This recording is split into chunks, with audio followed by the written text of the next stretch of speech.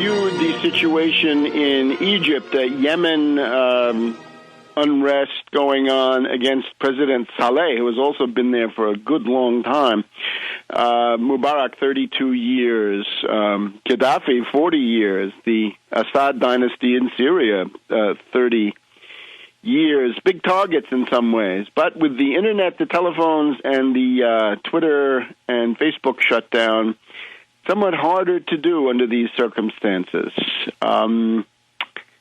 In addition, there have been riots in Albania. So it's essentially Tunisia, Albania, Yemen, Egypt. Al Jazeera is on a campaign. They have now become their own Assange and their own WikiLeaks. They are distributing the Palestinian papers, who knows, more or less doctored, designed to make the PLO look very bad, to essentially destabilize them. And again, things that were more or less suspected or partially known, now documented, and of course, a big hue and cry about what the PLO was willing to accept in order to get a Palestinian state.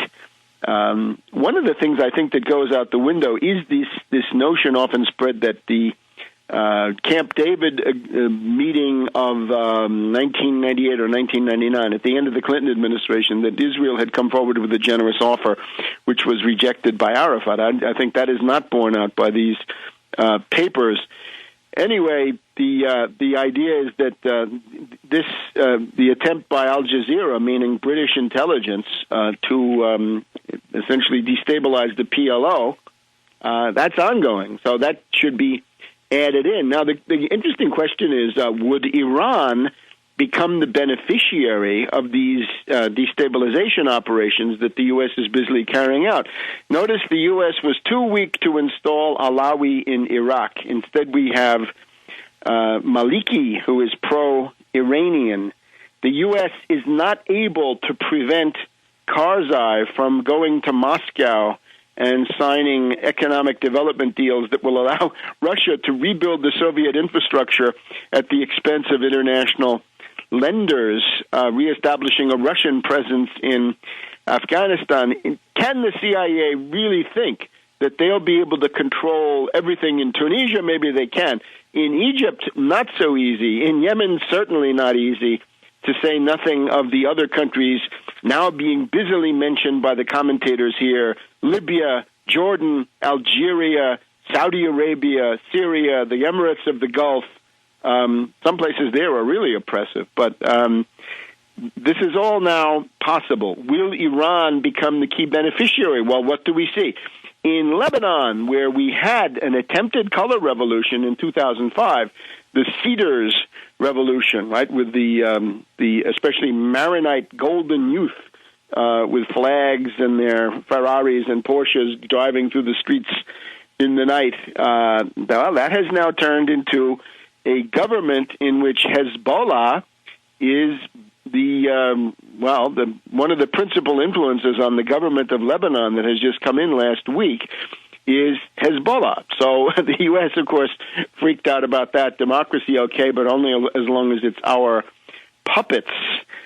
Notice also the destabilization of Berlusconi goes forward with new and outrageous maneuvers by these so-called magistrates, the investigating judges in Milan. It's obviously a slow-motion attempted coup d'etat. And then we want to add in the bomb at the Moscow airport, to which Putin has now promised either retaliation or retribution, depending on what that word is in the original text.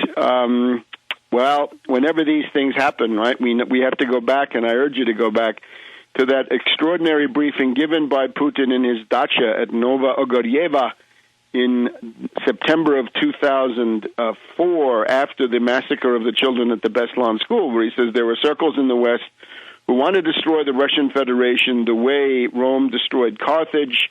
They pretend to be cooperating with us, but they harbor representatives of the various terror groups. When we ask for their extradition, we're told, no, these are rebels and freedom fighters.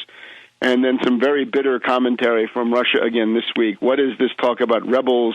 What is this talk about freedom fighters? Naturally, whenever you get references to terrorism in the U.S., that's, of course, anybody who does that is immediately absolute evil. But when you get over to Russia, there it's possible then it's actually required to talk about reasons and sociological causes. In other words, the blowback theory is applied to the others, but not to the U.S. And that's what you'll see in the Washington Post editorial of today, the 28th of January, 2011, where we find that it's actually all Putin's fault because of Putin's inability to understand what those people in the North Caucasus really want. It's his fault, and probably we can also look at the idea that when it's Russia, it's seen as either the authorities are too oppressive, in the case of Putin, or they're not oppressive enough. They don't have enough body scanners and other things set up. Well, I would simply say we heard a lot of talk about reset with Russia. What has been going on really is, on the one side, the Khodorkovsky sentence, the top finance oligarch in the country, the biggest parasite asset stripper and expropriator of national property to make it his own private fiefdom.